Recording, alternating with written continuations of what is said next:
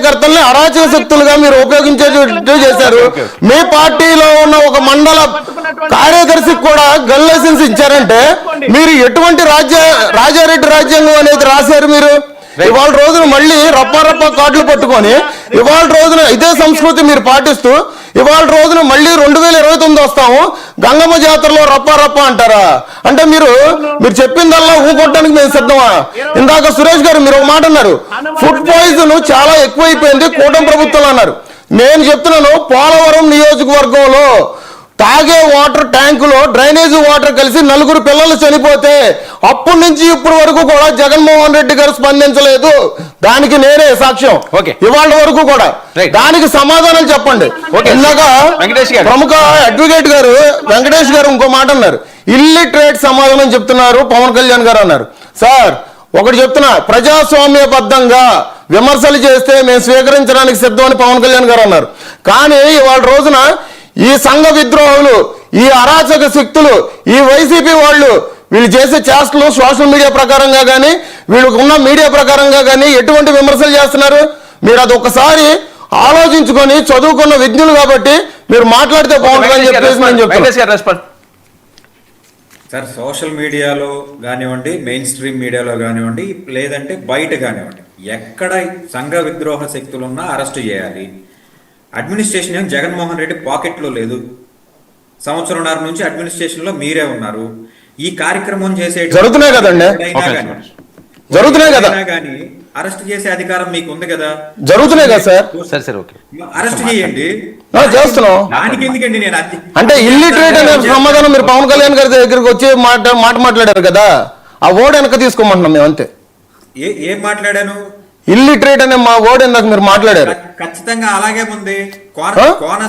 కోనసీమలో కొబ్బరి పంటలు నాశనం అవడానికి తెలంగాణ దిష్టి తాగటం ఏంటండి? మీకు అది దాని గురించి వివరణ తెలుసా? మీకు ఇల్లిటరేట్ దాని గురించి వివరణ తెలుసా? కొంతమంది బీఆర్ఎస్ ఏమండి పూర్తిగా మీరు ఆ మాట అడిగారు కాబట్టి నేను సమాధానం చెప్పాల్సిన అవసరం ఉంది.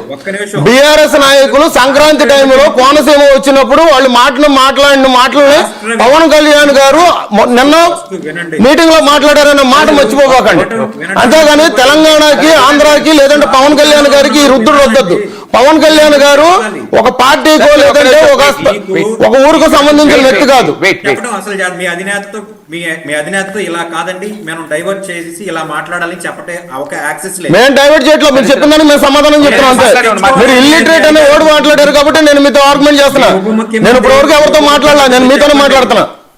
మీ ఉప ముఖ్యమంత్రితో ఏం చెప్పాలంటే, అయ్యా బాబు నీకు నమస్కారం. మా ఉప ముఖ్యమంత్రి కూడా కాదు, మీకు కూడా ఉప ముఖ్యమంత్రి, మీకు కూడా ఉప ముఖ్యమంత్రి, మీకు కూడా ఉప ముఖ్యమంత్రి.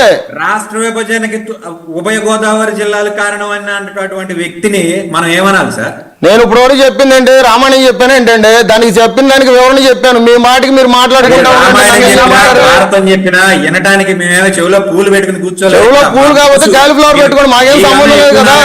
ఇల్లిటరేట్ అని ఓడి మాట్లాడారు కాబట్టి మేము చెప్తున్నాం.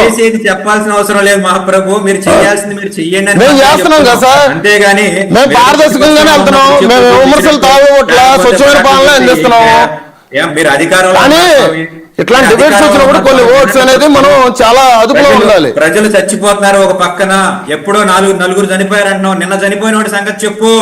అదే సార్ చెప్తున్నాగా, ఇంతకు ముందు మీరే అన్నారు ఏ ప్రభుత్వం వచ్చినా కానీ తప్పులు ఎక్కడన్నా జరుగుతూ ఉంటాయి అని చెప్పేసి. న్యాయం చేసావా? ఇవాళ రోజున మళ్ళీ మీరే ప్రశ్న ఎత్తున్నారు. మీదే మాట, మీదే ప్రశ్న, మీదే జవాబా? కనీసం నీ మీద అక్రమంగా గత ప్రభుత్వంలో అక్రమంగా కాదు, మీదే ప్రశ్న మీదే జవాబా? మీరు చెప్పినట్టుగా మీరు తలపాలా?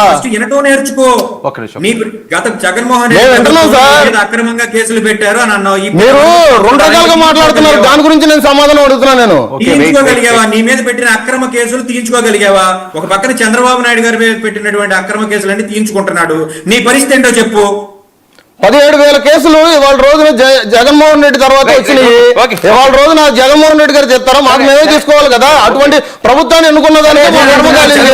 ఇవాళ రోజున అందుకనే కూటమి ప్రభుత్వాన్ని ఎన్నుకున్నాము. ఇప్పుడు కాబట్టి రేపు పొద్దున నా కేసులు పోతాయి, చట్ట ప్రకారంగానే ఉన్నాయి కదా. ఫాల్స్ అన్నప్పుడు అప్పుడు ఆ ఫాల్స్ అన్నప్పుడు మేము బయటపడతాము. అనవసరమైన ఆర్గ్యుమెంట్, అనవసరమైన ఆర్గ్యుమెంట్ సార్ మాట్లాడంటే సిఐడి వారు విత్డ్రా చేసుకుంటున్నారు, నా మీద కేసులు పెట్టారని గగ్గోలు పెట్టావు కదా, వాటిని విత్డ్రా చేసుకోగలిగించావా అని చెప్పేసి వాళ్ళు చూసుకుంటారు. ఇది కాలం చాలా గొప్పది. మా మీద ఉన్న కేసులు ఎట్లాగనే వెళ్తాయి.